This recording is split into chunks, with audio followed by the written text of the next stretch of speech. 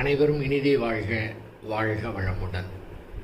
நமக்கு ஏற்படும் அனுபவங்கள் யாவும் முடிந்து போன அனுபவங்களே. அது முடிந்ததுக்கு பிறகுதான் நமக்கே தெரிகின்றது.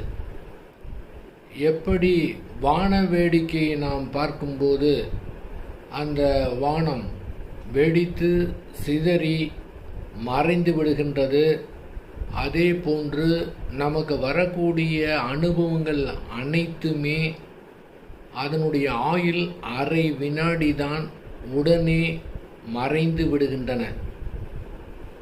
தொடர்ந்து அனுபவம் இருக்கின்றது என்றால் அது அனுபவமே கிடையாது.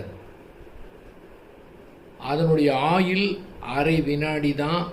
தொடர்ந்து அனுபவம் இருக்கின்றது என்றால் அது புதுப்பிக்கப்பட்ட புது புது அனுபவங்களே.